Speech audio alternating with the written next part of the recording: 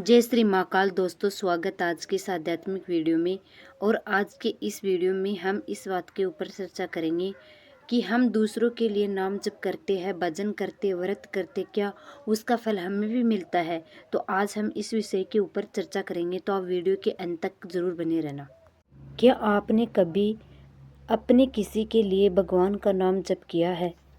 क्या आपने कभी सोचा, अगर हम किसी और के लिए नाम जपते हैं तो क्या उसका फल हमें भी मिलेगा या फिर उस व्यक्ति को ही मिलेगा? आज हम इस गहरे और रहस्यमय सवाल का जवाब जानने वाले हैं। और यकीन मानिए, आज इस सच्चाई को जानकर आपका नाम जप करने का तरीका बदल जाएगा। सबसे पहले हम समझते हैं कि नाम जप क्या है। नाम जप क्या है? भगवान के नाम का बार बार स्मरण करना, जैसे राम, शिव, कृष्ण, ओम नमः शिवाय। ये सब भगवान के नाम जप का मतलब है। जब हम भगवान का नाम लेते हैं तो वह एक शब्द नहीं होता, वह एक ऊर्जा होती है, वह एक शक्ति होती है, वह एक ताकत होती है जो हमारे मन, बुद्धि और आत्मा को शुद्ध करता है। नाम जप से हमारे अंदर की नकारात्मकता धीरे धीरे खत्म होने लगती है और सकारात्मकता आने लगती है।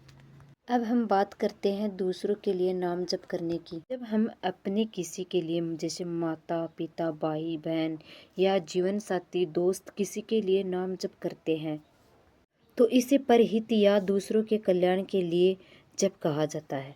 यह जप केवल अपने स्वार्थ के लिए नहीं, बल्कि यह किसी और की भलाई, सुख और शांति के लिए किया जाता है। और यहीं से ही इसकी असली ताकत शुरू होती है। अब सबसे बड़ा सवाल यह है कि हमने जिसके लिए नाम जप किया, क्या वह नाम जप उस तक पहुंचेगा? आध्यात्मिक दृष्टि से देखा जाए तो हाँ, यह नाम जप बिल्कुल पहुंचता है उसके पास। जब आप सच्चे दिल से प्रार्थना करते हैं तो वह ऊर्जा ब्रह्मांड के माध्यम से उस व्यक्ति के पास जरूर जाती है। जैसे आप किसी को फोन करते हैं, वैसे ही आपकी भावना और जप एक अदृश्य तरंग के रूप में उस तक जरूर पहुंचती है। इसीलिए कहा जाता है, सच्चे दिल से की गई प्रार्थना कभी व्यर्थ नहीं जाती है। सबसे जरूरी बात, क्या हम दूसरों के लिए नाम जप करते, क्या उसका फल हमें भी मिलता है? हाँ, और उसका फल हमें बहुत ज़्यादा मिलता है। क्योंकि जब आप बिना स्वार्थ के नाम जप करते हो, किसी और के लिए भगवान का नाम लेते हैं, तो वह सेवा बन जाती है और सेवा का फल हमेशा कई गुना होकर मिलता है। अब समझते हैं हम इसका गहरा कारण। जब आप अपने के लिए नाम जप करते हैं तो उसमें कहीं ना कहीं स्वार्थ होता है, लेकिन जब आप दूसरों के लिए नाम जप करते हो तो उसमें आपका मन शुद्ध होता है और आपका अहंकार कम होने लगता है। और यही नाम जप आपको भगवान के और भी करीब ले जाता है। यही कारण है कि संत महात्मा हमेशा दूसरों के लिए ही प्रार्थना करते। एक बार एक संत के पास एक व्यक्ति आया और वह बहुत परेशान था।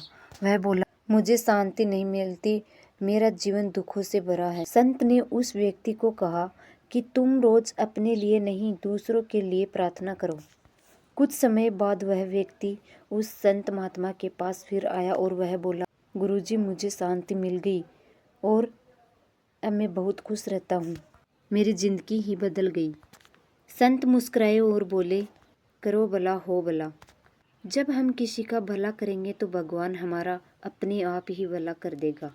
दूसरों के लिए नाम जप करने के हमें क्या क्या फ़ायदा मिलते हैं? अहंकार खत्म होने लगता है अपने आप, सकारात्मक ऊर्जा बढ़ती है, आपके अंदर एक अलग ही खुशी और सकारात्मक ऊर्जा आती है। भगवान की कृपा जल्दी मिलती है। निस्वार्थ भाव भगवान को सबसे ज़्यादा प्रिय होता है। अब हम जानेंगे कि हमको किन किन लोगों के लिए नाम जप करना चाहिए और किन लोगों के लिए नहीं करना चाहिए। अपने माता पिता, बीमार व्यक्ति, परेशान दोस्त, गरीब लोगों के लिए आप प्रार्थना कर सकते हैं, नाम जप कर सकते हैं।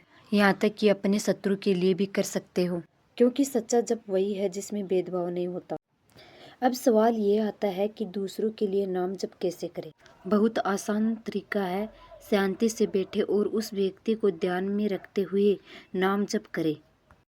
मन ही मन भगवान से प्रार्थना करे, हे भगवान इसका कल्याण करे।